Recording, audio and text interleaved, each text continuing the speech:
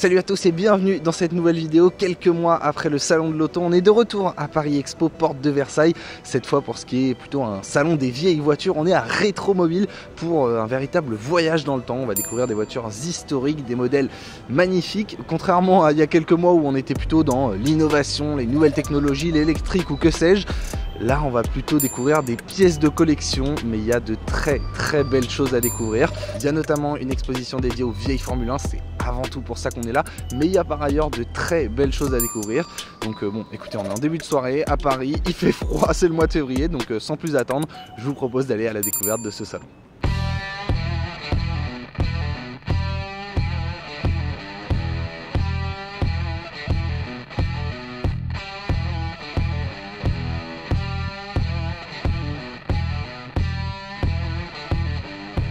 Alors ce soir on est à la soirée presse du salon et ce qui est un petit peu particulier c'est qu'on nous a fait rentrer par le pavillon 1 où on ne tombe pas directement sur des voitures. En fait on est plutôt plongé dans une ambiance de brocante géante, brocante très propre, hein, très belle brocante, de la brocante de qualité, mais où on vend notamment des phares, des volants, des pièces détachées, mais aussi des miniatures. Ça, bon, vous commencez à savoir que c'est l'une de mes passions, donc forcément je me régale à déambuler dans les allées. On a envie d'acheter à peu près tout partout. Heureusement, les prix nous ramènent assez vite sur Terre, tout simplement parce qu'on est sur des répliques à l'identique, notamment sur ces casques de Michael Schumacher. Bon, les combinaisons de Formule 1, je n'en parle pas, elles sont magnifiques. Et voilà, je vous avais dit qu'on venait voir de la F1, ça n'a pas tardé, il a fallu à peu près 50 mètres pour tomber sur ceci. Une reconstitution de Nigel Mansell reconduisant Ayrton Senna dans le paddock en 1991. Alors c'est une scène qui s'est vraiment produite. Pas tout à fait avec cette voiture puisque l'on est là sur le show-car de la Williams au sein duquel on a intégré une réplique des combinaisons et des casques de Mansell et Senna, des pièces absolument magnifiques et même si c'est pas les vraies, franchement c'est sublime. Pour ce qui est de la première vraie voiture que l'on va voir dans ce salon, je vous propose de faire comme au salon de l'auto et de partir du côté du désert avec le Rallye Dakar. On est toujours à peu près dans l'actualité, ça s'est terminé il y a 3 semaines. Et dans ce premier pavillon, on peut découvrir la Mitsubishi Pajero de l'allemande Jutta Kleinschmidt, la seule femme à n'avoir jamais gagné le Dakar dans la catégorie auto. C'était en 2001 lors de la dernière édition qui s'était élancée de Paris, donc une voiture véritablement historique et qui a un petit style, un peu rétro, mais qui a un vrai style. POV, j'en découvre que dans un salon rétro, il va y avoir des vieilles voitures. Oui, enfin, pas que, parce que chez Toyota, on découvre aussi la voiture qui a gagné le dernier Rallye Monte Carlo.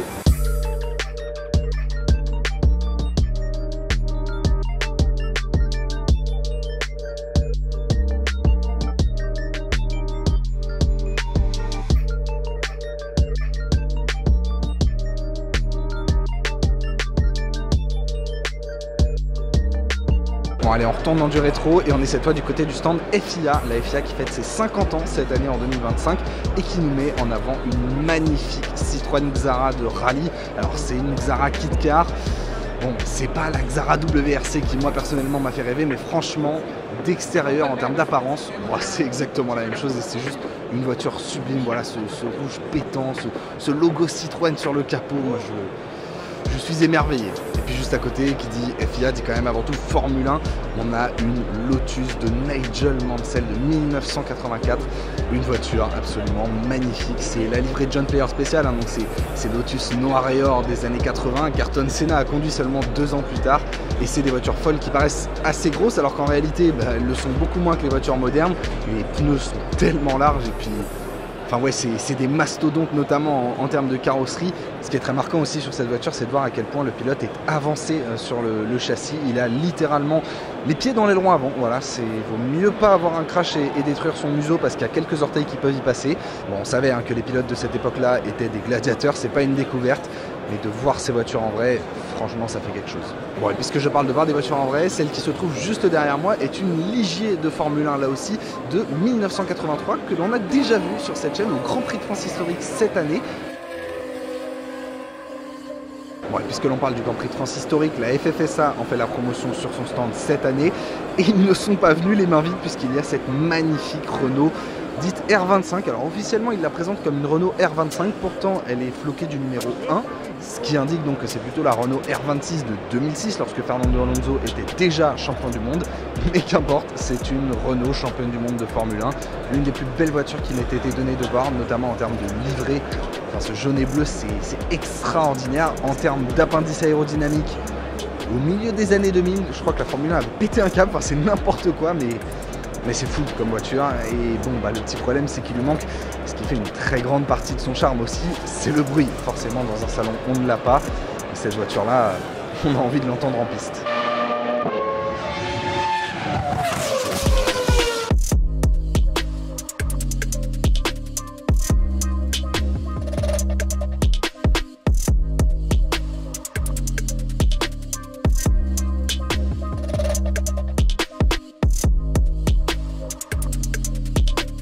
Bon, et puis je vous avais parlé d'une exposition dédiée à la Formule 1, on n'y est pas encore, il y en a déjà partout, donc franchement c'est un régal. Derrière moi encore la Ferrari de Gilles Villeneuve, ainsi que la première Formule 1 de James Hunt. Je n'ai pas les mots, honnêtement on a une quantité de légendes ici. J'ai juste envie de vous mettre des plans de coupe tout le temps en fait, parce que c'est magnifique ce qu'on voit.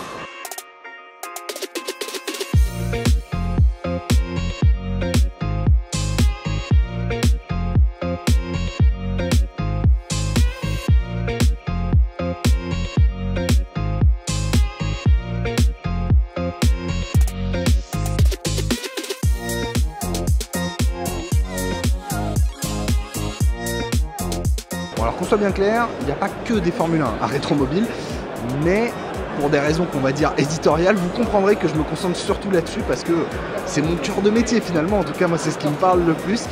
Et chez Richard Mille, il y en a 8. 8 Ferrari, dont la moitié sont championnes du monde. Et celles qui ne le sont pas ont appartenu à Jackie Ickx ou encore Alain Prost. Pas trop mal. Bon, alors pour commencer, on a ni plus ni moins que la dernière Ferrari championne du monde des pilotes, la Ferrari de Kimi Raikkonen en 2007. Peut-être que cette série sera bientôt interrompue, Lewis Hamilton vient d'arriver chez Ferrari. En tout cas, à ce jour, la F2007 reste la dernière Ferrari championne du monde des pilotes et aussi l'une des plus belles voitures que j'ai vues. Hein. Là aussi, bon, je vais probablement dire ça 15 fois aujourd'hui, mais franchement, elle est extraordinaire. Si la F2007 n'a remporté le titre qu'avec un petit point d'avance, la F2002, quant à elle, avait un petit peu plus de marge. On en a parlé dans cette vidéo. Elle était en lice pour être l'une des Formule 1 les plus dominantes de l'histoire. Rendez-vous compte, avec cette voiture, Michael Schumacher a toujours terminé sur le podium. La stat est dingue. Côté championne du monde, on a également celle de 1999. Alors, ce n'était qu'un titre constructeur. Néanmoins, c'était le premier titre depuis au moins une quinzaine d'années. Donc déjà à l'époque, il y avait une série qu'il fallait terminer. Et l'année d'après, Michael Schumacher allait décrocher son premier titre avec les rouges. Bon, et puis je vous disais qu'il n'y a pas que des championnes du monde. La Ferrari d'Alain Prost en 1991 n'était pas non plus une mauvaise voiture, même si le Français a pu la qualifier de camion lors d'un certain Grand Prix qui lui a valu sa place chez les rouges. Celle-ci a la particularité, vous le voyez, de ne pas avoir sa carrosserie pratiquement. Et ça la rend presque encore plus impressionnante. Enfin, dernière sur laquelle je voulais m'attarder, parce qu'on l'a aussi vu, me semble-t-il, au Grand Prix de France historique. En tout cas, c'était quasiment la même. J'ai un micro-doute, mais on a bel et bien vu Jackie Ickx au volant d'une Ferrari. Et ça, c'est des beaux souvenirs.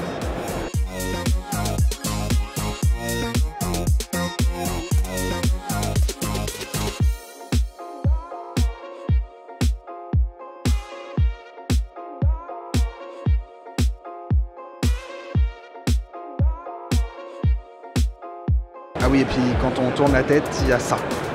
Vous vous souvenez de Kimi Raikkonen qui remonte 17 places à Suzuka en 2005? Bah c'est cette voiture. Voilà, la folie.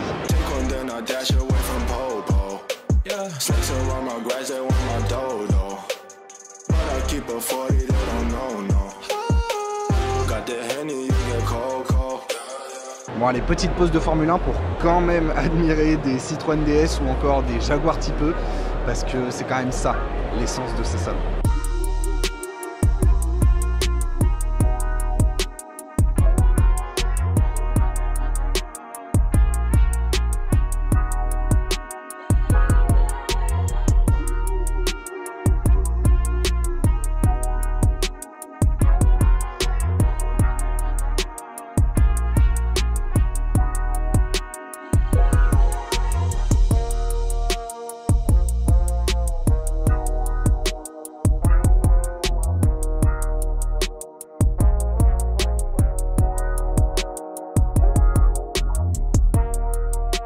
Bon allez, j'ai rempli mon devoir de pluralisme en parlant d'autre chose que de Formule 1.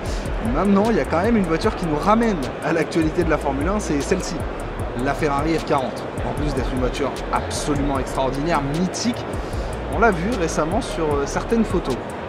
Bon, pour ceux qui n'ont pas, c'est la voiture qui était aux côtés de Lewis Hamilton à Maranello lors de la présentation du pilote britannique.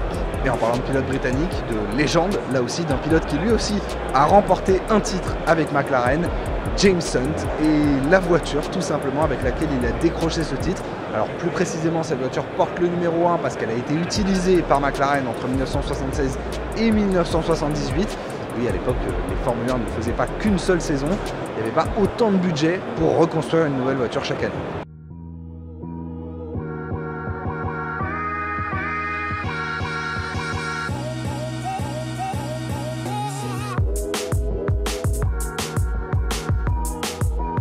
Bon, et puis pour finir sur ce pavillon 1, il n'y a pas que des voitures, mais aussi des motos et des vélos, notamment chez Heritage Bike. Et comme vous pouvez le constater, le look est assez unique et en plus, c'est du Made in France.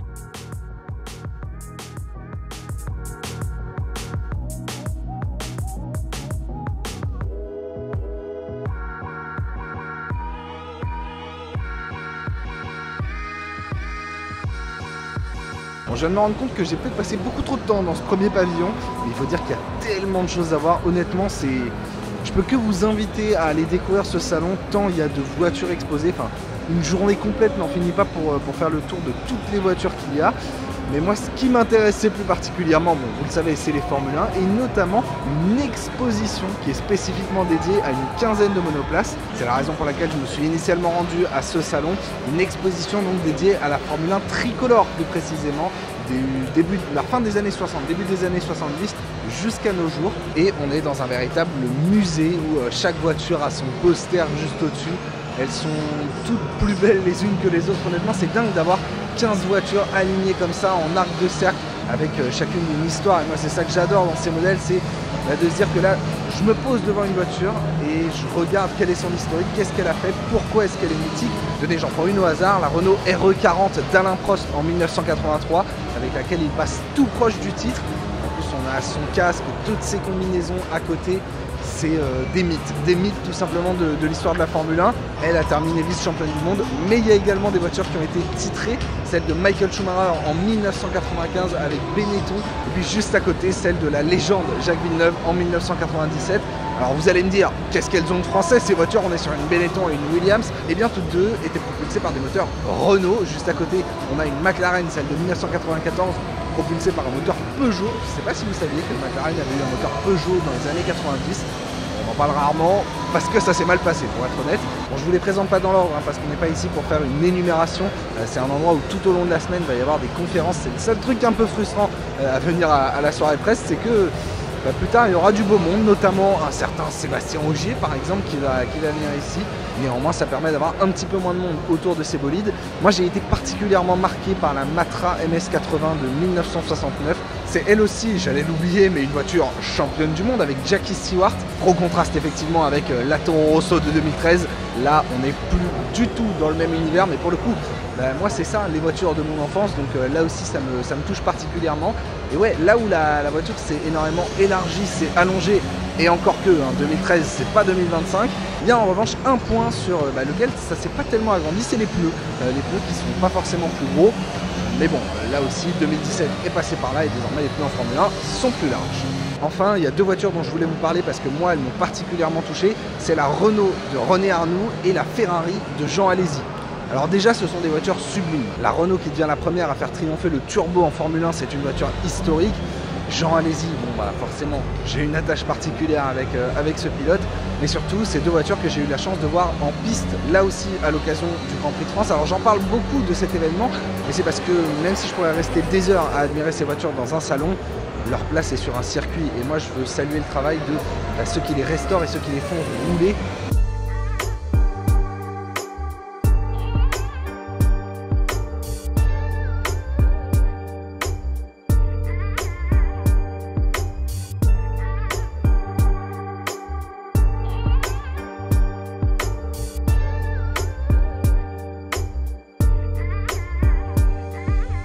malheureusement le temps nous est compté, donc j'ai eu un petit peu moins le temps de me balader dans le 3e pavillon.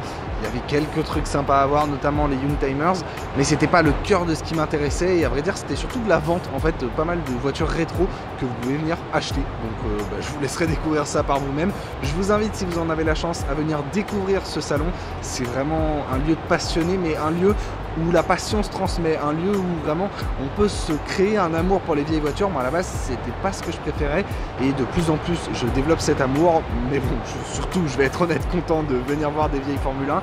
Cette année on a été extrêmement bien servi, je m'attendais à en voir une 10-15aine avec cette exposition, et je pensais pas qu'il y en aurait autant ailleurs, donc franchement c'était un pur régal. J'espère en tout cas que cette vidéo vous aura plu. Si c'est le cas, n'hésitez pas à vous abonner à cette chaîne pour ne pas rater les suivantes. Et il n'y a plus de batterie dans la caméra.